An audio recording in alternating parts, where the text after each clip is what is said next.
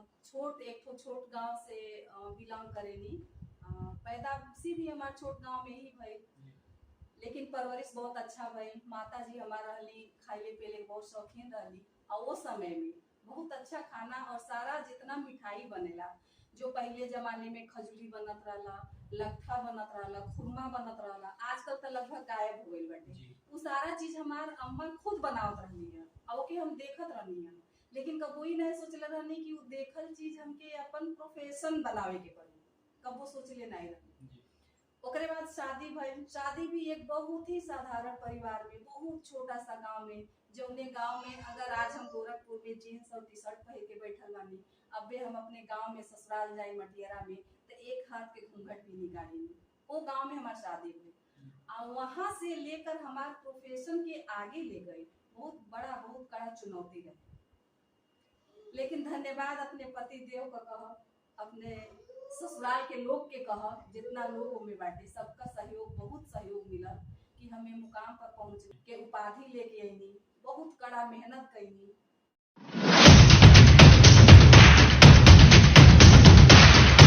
Download करें भोजपुरी के पहला स्टोरी टेलिंग मोबाइल ऐप यायावरी वाया भोजपुरी प्ले स्टोर से और डूब जाएं दुनिया भर के कहानियन के अद्भुत सागर में आपन भाषा भोजपुरी में। यायावरी वाया भोजपुरी, कथा कहानी आपन बानी।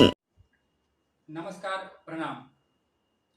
हम हैं अनुराग रंजन और रउआ देख रहल बानी खबर भोजपुरी। खबर भोजपुरी के टीम लगातार अलग अलग मुद्दा पर चर्चा करेले आ अलग अलग क्षेत्र के लोगन से रउआ लोगन के रूबरू करावेले। आज एगो ऐसा मुद्दा जौन की आम जिंदगी में जरूरी बा, जौन की खान पान से जुड़ल बा, ओकरा खातिर हमनी के बातचीत करे खातिर जुटल बानी जा। हम सबसे पहले रउआ के परिचय कराएं रेखा पांडे जी से। यहाँ के खान पान के क्षेत्र में कई सालन के अनुभव बा और बहुत सारा मुकाम हासिल कैले बनी। तो यहाँ से हमनी के जाना जाए कि आम जिंदगी में खान पान जौन हमनी के घर में बनेला आ प्रोफेशनल जिंदगी में जौन की देखल जाला खाना के सिस्टम बा, वो में का अंतर होला, कैसे ओकरा के घर में भी उपयोग में लियावल जा सकता, ये सब चीजन पर चर्चा कल जाई। तो सबसे पहले रेखा पांडे जी का बहुत बहुत स्वागत बा खबर भोजपुरी के प्लेटफॉर्म पर। नमस्कार। भोजपुरी चैनल के ये पूरा टीम के हमार प्यार भरा नमस्कार बाटे। बहुत खुशी मिलल हमके कि हमके ई प्लेटफॉर्म आप लोगन द्वारा दिहल गई, बहुत खुशी मिला था जी। आमतौर पर जो खान पान के मुद्दा बा ओकरा के बहुत ही सेंसिटिव कहल जाला, काहे कि घर घर से जुड़ल बा। मान के चले कि टेस्टी खाना कैसे बनो, रुचिकर खाना कैसे बनो कि जेकरा के परोसल जाओ चाव से खाओ करा के। तो ये एगो माने कहल जाला कि जे खान पान में अगर बहुत अच्छा बाटे, खाना अच्छा बनावत बाटे, तो ओकर बहुत कुछ होला।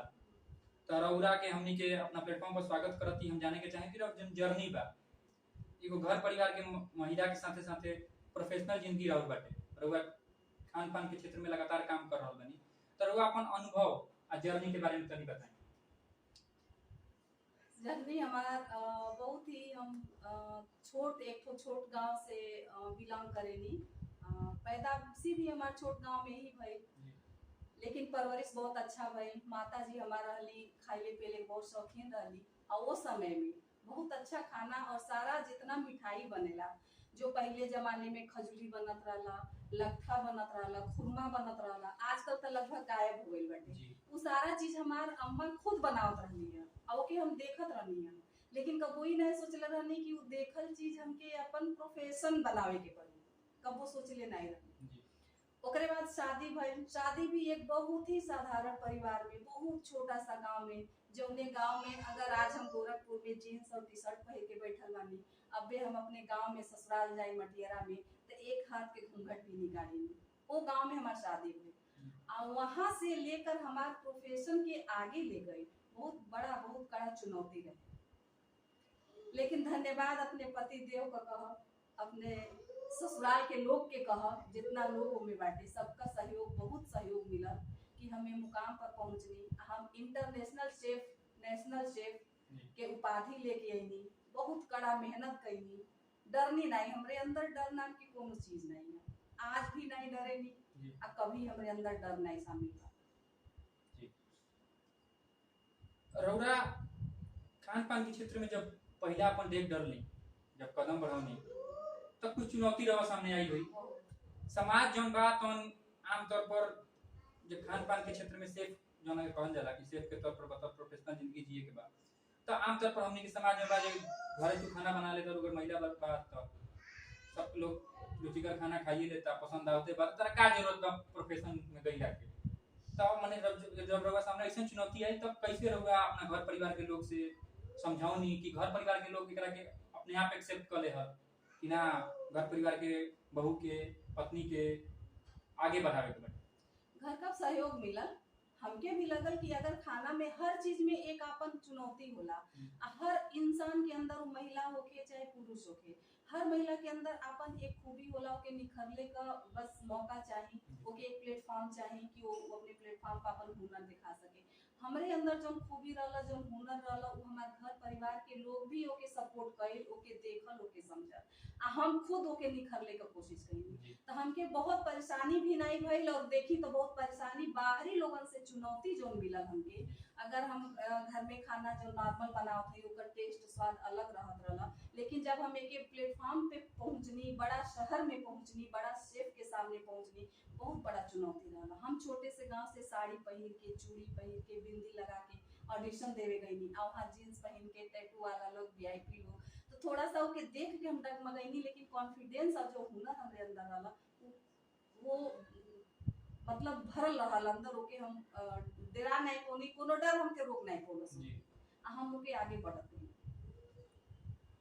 अब जैसे कि कहल जाला कि कोनो अगर सेफ बात अगर वो खास रेसिपी होला जौना खातिर जानल जाला, चाहे वो अपन माने हर आदमी के इंसान के कोनो भी क्षेत्र में, जैसे हम ही मान ली जर्नलिज्म के क्षेत्र में बड़ा काम करतनी, तो हम कुछ जरूर ऐसा हमेशा हमारे दिमाग में चलत रहेला कि जो समाज में चल रहा बा जर्नलिज्म के क्षेत्र में उससे कुछ अलग करी या तनी बढ़िया करी। तो ये इच्छा रोड अंदर रहल हुई जब से रुआ स्टार्ट कइलो के, तो वो ऐसा कोनो रेसिपी और बा तो ओकरा बारे में हमनी के बताई। रेसिपी हमार देखी घेवर रहल। घेवर घेवर एक ऐसा रेसिपी हवे जो राजस्थान का ट्रेडिशनल रेसिपी मानल जाला, अब बिहार में भी काफी फेमस रेसिपी हवे।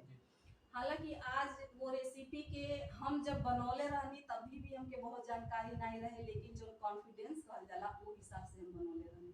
आज वो रेसिपी के हम 5 मिनट में बिना ताम झाम का बनावेनी, वही रेसिपी के बहुत देखेनी यूट्यूब चैनल पर, बहुत महिलाओं के देखेनी, बहुत जेंट्स के देखेनी कि बहुत सारा ताम झाम मटका रखत, कोल्ड करत, हई करत, ऐसा कुछ नहीं है। वो अपने हाथ में एक सेटिंग होला, एक सेटिंग होके के चाहिए, आ दिमाग में एक अलग यूनिक कुछ कैले का ट्रिक होके के चाहिए। वो ट्रिक के हिसाब से अगर हम बनाएं तो घेवर हम 5 मिनट के अंदर में सिर्फ 2-3 ठो इंग्रेडिएंट्स के माध्यम से हम बहुत बढ़िया घेवर बना लेंगे। अच्छा, राहुल जोन संसारिक जिंदगी बा और जोन पारिवारिक जिंदगी बा, चूंकि रहुआ खान पान के क्षेत्र में बतौर शेफ जब उतरनी तो जिंदगी संसारिक हो गई, संसार के लोग से रहुआ सामना करे के बा, ओकरा खातिर रहुआ रेसिपी तैयार करे के बा। आ पारिवारिक जिंदगी भी रहल बा, रहुआ परिवार में लइका फइका बा, सब कुछ बा, तो एगो चुनौती रही। चुनौती ई बा कि माना जाला ऐसा कि आमतौर पर कि महिला घर के देखभाल करेला, अब रहुआ दोनों काम करे के बा, तो रहुआ सामने चुनौती गंभीर रहे, महत्वपूर्ण रहे कि माने दोनों से रहुआ सामंजस्य बैठावे के रहे। तो रहुआ ऐसा का कहनी कि जौना चलते रहुआ माने दोनों जिंदगी में आसानी भइल? अपन टाइम सेटिंग कइनी, अपने घर परिवार के आपन हुनर दिखौनी, आपन कर्तव्य दिखौनी कि हम एक जो काम करतनी वो गलत काम नहीं बाटे।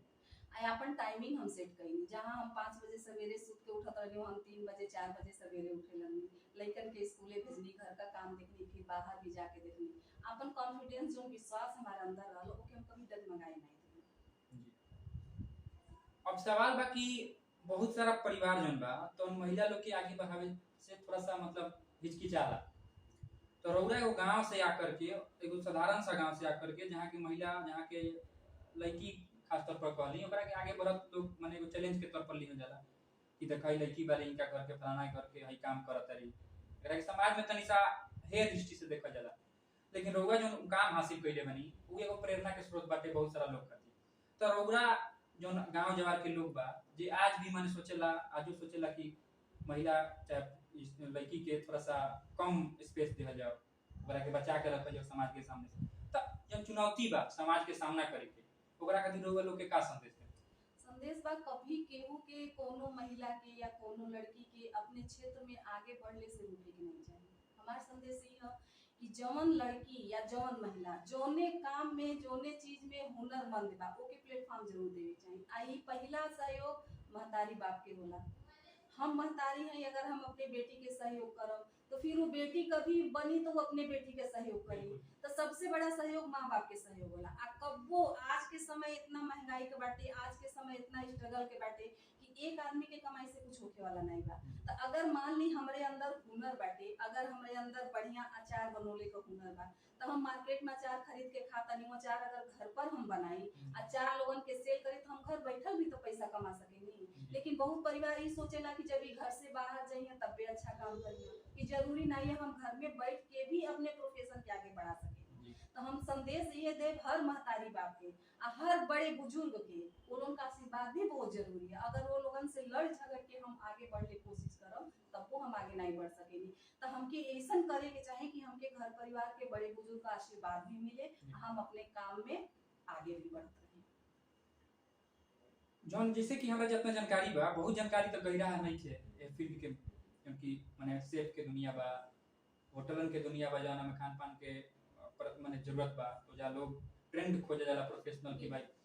तो यहाँ तक हमरा थोड़ा बहुत जानकारी बा कि शेफ की जो दुनिया बा ओमे कंपटीशन होला, लगातार कंपटीशन होला। आ एक आज कंपटीशन 2 4 गो 5 गो जीतत लोग अपन नाम बनावेला।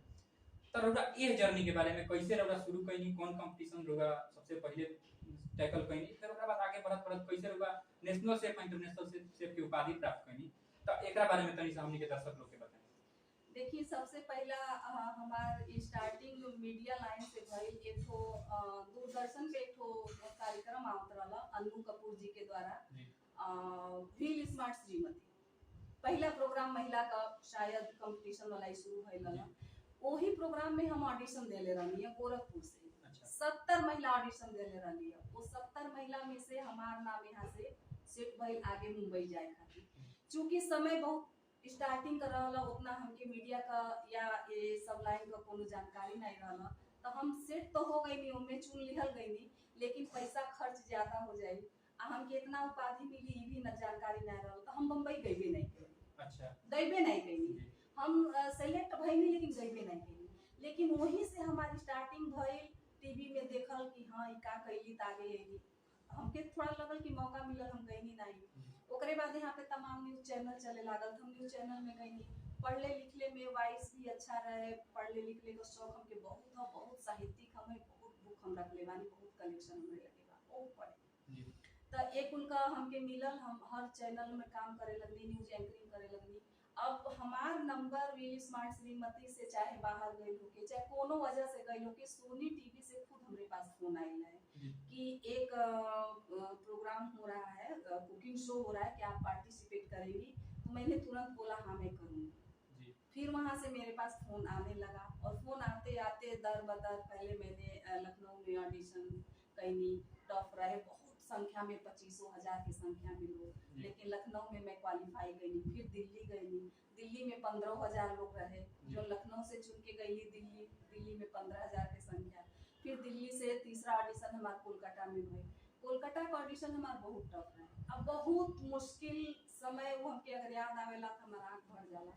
खूब मेहनत कईनी, लोग भले देखे कि है सब मिल गई, इनके मिलल बा कुछ के कहे, लेकिन हम बहुत मेहनत कईनी, बहुत स्ट्रगल कईनी।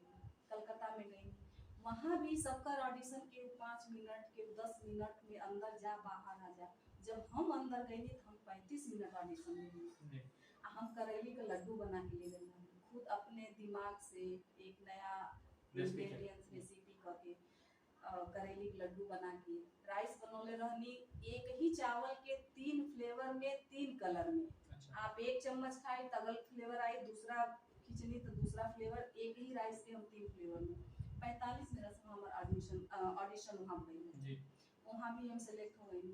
मुंबई से फोन आई, मुंबई से जब फोन आए तो भी थोड़ा सा इशू रहे नहीं गई लेगा, लेकिन पति का सहयोग मिला, वो कहना हारा चाहे जीता तो के जाएगा।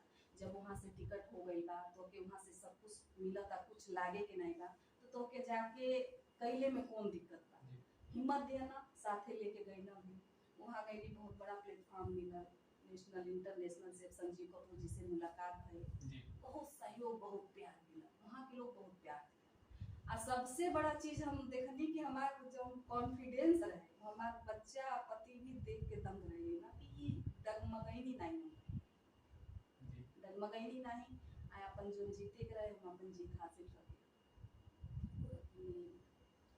बहुत बहुत सराहनीय और मतलब जो जर्नी बा ओकरा के सराहल जाए के चाहिए, काहे कि एगो छोट क्षेत्र से, यहाँ छोट शहर से आके जा करके रउआ मुंबई जैसन शहर में जना के सपना के दुनिया कहल जाला, वहाँ अपना रउआ सपना के एगो मुकाम देनी। अब सवाल बा कि रउआ जब वापस आईनी तो रउआ प्रोफेशनल जिंदगी में का कईनी? बहुत कुछ कहनी, यहाँ का लोग, मीडिया का लोग हाथों हाथ लिया आईनी, तो हम सिंपल साधारण, यहाँ केहू के नहीं मालूम रहे कि हम कंपटीशन में गइल बानी, जीत के आइल बानी, हम केहू के देखाइबो नहीं कहनी, हम केहू दिन याद बा कि हम अपने घरे बाहर चुपचाप सिंपल खड़ा रहनी, मीडिया वाला दैनिक जागरण, अमर उजाला, जानकारी मिलल हुई, सब लोग लेके आए, सब लोग इंटरव्यू, जैसे जैसे लोग इंटरव्यू लेते गए वैसे वैसे हमार लोग जाने लगे, हाँ जाने लागल लोग, हमके अंदर से लगल कि हमके कुछ करे के चाहिए, हिम्मत मिलत गए, बहुत सहयोग दिया लोग।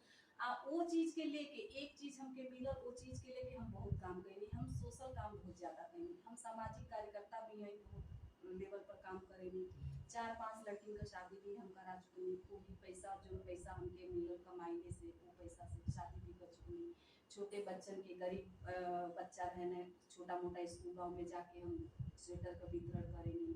आज भी हम कम से कम 2500 हैंडीक्राफ्ट लेकर के हम कुकिंग का ट्रेनिंग अपने दम पर दिहनी। आज लोग पिपराइच से केहू आयल रहे, गौरी बाजार से केहू आयल रहे, केहू पीड़ा से आयल रहे, 2500 के बच्चन के कम से कम हम हैंडीक्राफ्ट बच्चन के देहनी, वो लोग आज अपन जिंदगी अच्छा से जिया रहे।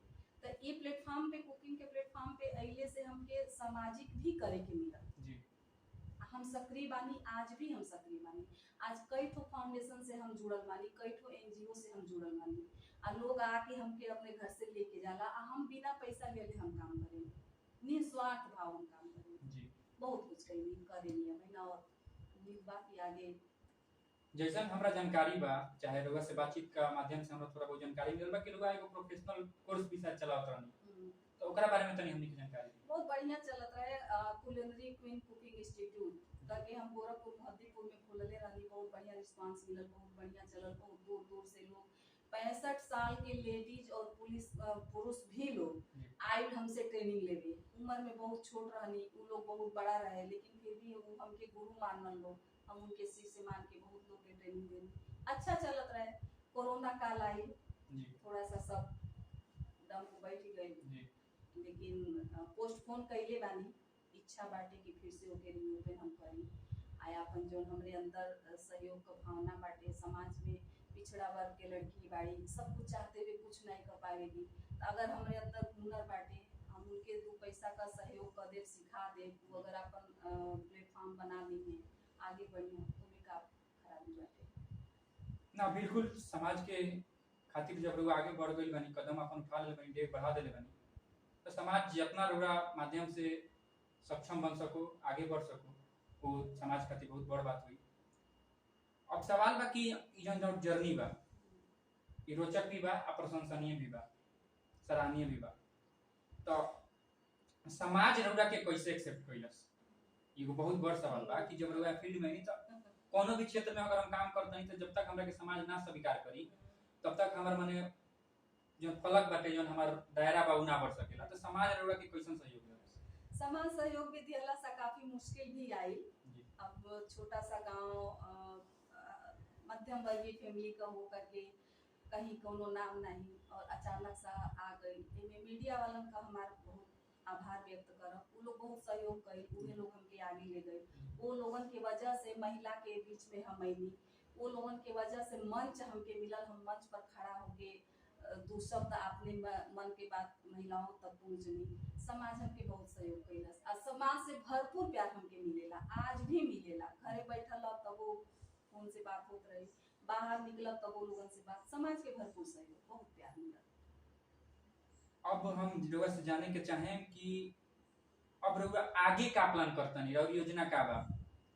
कुकिंग के क्षेत्र में रउरा आगे का करे के योजना करतन बनावतनी ऐसा कुछ प्लान करतनी का कि कोनो नया रेसिपी रोचक बिल्कुल आवे। बिल्कुल हो सकेला कि अगस्त 15 अगस्त से लेके 30 अगस्त के बीच में हम एक एकदम यूनिक एकदम नया ओके हम थोड़ा सा भाई डार्क में रखब, ओपन नहीं करब। जी भगवान अगर सब कुछ सही करिया तो 15 अगस्त से 3 अगस्त के बीच में आपके प्लेटफॉर्म पे फिर आवे के पड़ी, हमहू के यहाँ आवे के पड़ी, जी वहाँ हम ओपनिंग करब। जी कुछ अलग यूनिक गोरखपुर वासियन के खातिर लेके आवतनी। आप ओकरे वजह से हम बहुत महिलाएं के बहुत लोगन के हम प्लेटफॉर्म भी देव और उनके एक रोजगार कह सकेनी कि उनके एक रोजगार भी मिले। जी बहुत खुशी के बात बा कि रउरा एगो नया कुछ लॉन्च करे वाला बानी योजना बनाओ।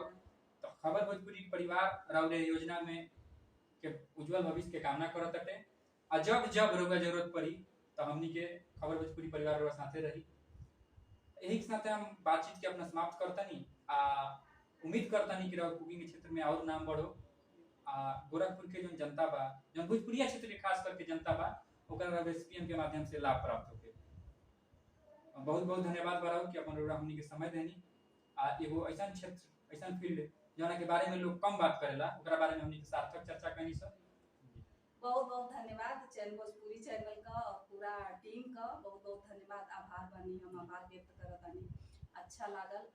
हम चाहब कि हम जो भी काम करी अब आप लोगन के सहयोग हमके बराबर मिलत रहे, आप लोग आगे अग्रसर रही, बढ़त रही, हमन के जैसे के प्लेटफॉर्म देत रही। जी बिल्कुल, हमनी के पूरा कोशिश रही, हर संभव सहयोग रही रहो।